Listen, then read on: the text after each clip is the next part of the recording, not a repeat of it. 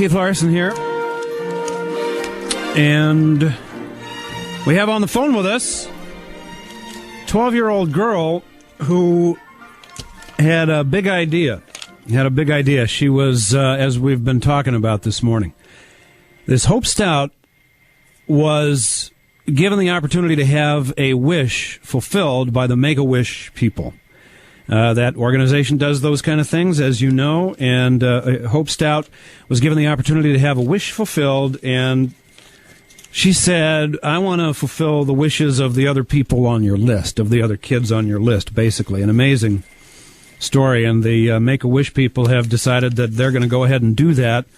And in reading about this morning and actually having been aware to some extent of Hope previously, we just said, hey, it sure seems like Charlotte ought to be able to come up with this $1 million, as insane a thought as it is, maybe even by Christmas, so that Hope could get her wish as a Christmas present, and as importantly, more importantly, these other kids could get their wishes, or at least know that they're going to happen for certain, from Make-A-Wish as a Christmas present as well. So that's the story, and Hope Stout's on the phone. Hello, Hope.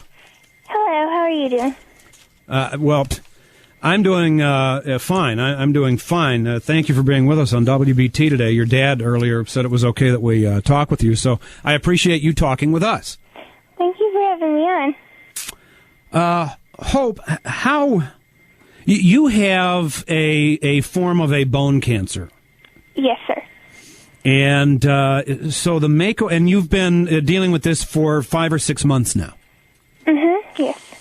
And the Make-A-Wish people at some point came and it brought the opportunity to you to have a wish fulfilled, and I've relayed what you had said to them. But tell me how that happened. Where did this thought come from? Well, it just came from being in the hospital and getting my treatments, and I just saw all these other kids, and they just seemed so happy in there, and they just didn't know what was going on. They were just running around with their little IV poles and stuff, and then I found out that some of them aren't nearly as lucky as me, because I had my parents there by me 24/7, and some of them didn't have their parents there because they lived in another state or something, and all they're just asking is just to meet Ronald McDonald or just go on a cruise or something. And it just seemed so easy to do. And it just broke my heart that some kids don't get the chance to do all this great stuff, because I have that opportunity to go to, like, Cancun or something.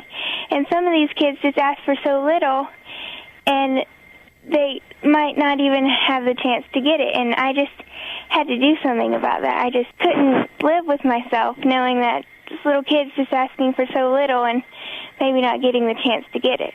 And some of those wishes from Make-A-Wish, the Ronald McDonald variety, you're right. Those aren't even so much about big money, are they? That's just about making some arrangements. But, of course, for 155 kids, that would be a lot of wishes, and some of that will run into some money. The Make-A-Wish people figure that could cost $1 million. But, we've heard from a bunch of people here today, Hope, that are just blown away by this thought that you had when given that opportunity for a wish for yourself, to say, what I want is for these wishes to happen for these other kids. People here in Charlotte seem to be of the idea that they can commit to and raise this money quickly, immediately, so that these kids can be told these wishes are going to happen, maybe even as Christmas presents. So I think you've inspired a lot of people around the area today. Are you aware of that? Yes, I am, and it's just amazing at how many people are so inspired by me, but all I'm doing is just really sitting in bed all day just watching TV and just caring about these other kids, and just to see their smile and to know that I made a difference in their life is just an amazing feeling.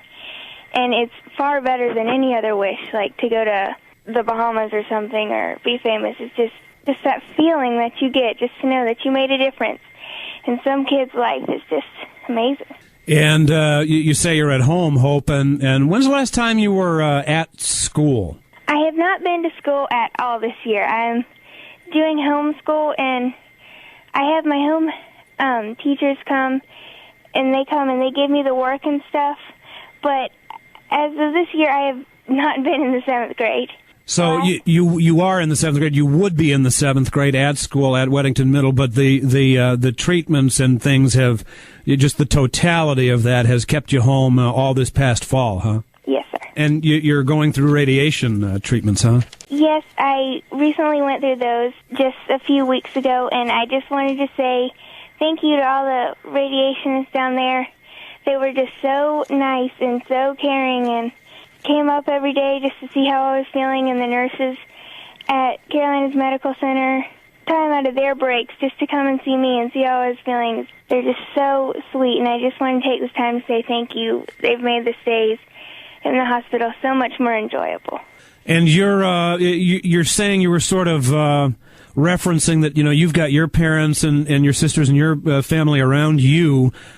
Obviously, that's a source of support and inspiration to you, I guess, and that helped you in some way have this thought, even at this challenging time for you, to be thinking of other kids. Do you know? You told me about your hospital experience and seeing the other kids, but where did that kind of thought come from to you? Do you think?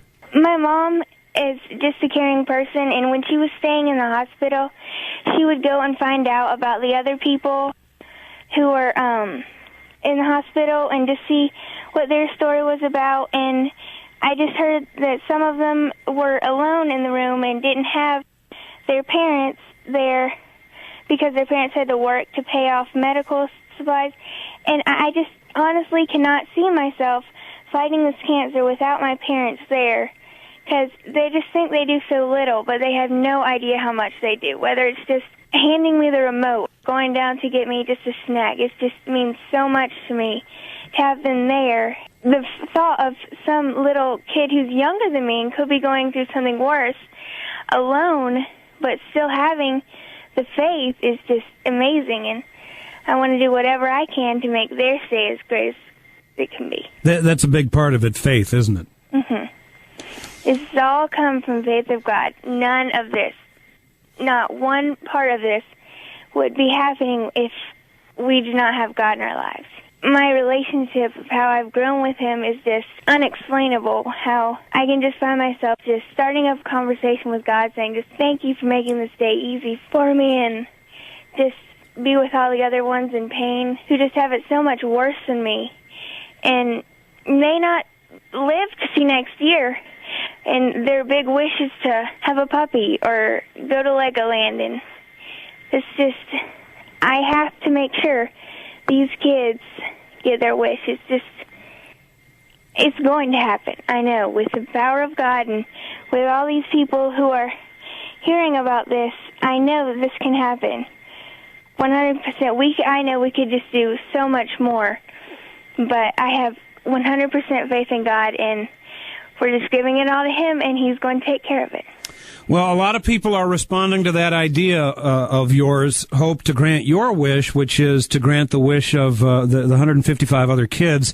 And we've been amazed at the response that we've heard even just here today from talking about this and then talking with Chuck from Make-A-Wish and your dad last hour, the people calling and telling us, yeah, you know what, it's crazy, but not only can all these wishes happen and this money be raised, but as crazy as it is, it's got to be able to happen in a few days so that it can be a Christmas gift, even if all the actual wishes don't happen, but that the other kids could know even for Christmas that these things are going to happen for them. It's great. People are responding to you, and here you just feel like you're really carrying the message for just being a channel for God, which is an amazing thing. You're just an amazing person. You've really inspired a lot of people today. I know that, and prior to today, but I know today you have, and I really appreciate your time and telling your story, and I'm sure you're going to get a lot of response to the Make-A-Wish office with a lot of pledges and a lot of money to make this stuff happen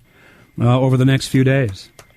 Yes, I'm just telling everybody, just trust in God and just believe in yourself, and anything is possible.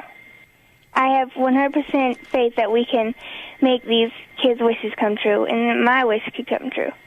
I mean, my first wish was to be famous and have a walk-on role on a TV show, but that's already happening. I mean, from you calling me and wanting to talk, I mean, this is all I need right now.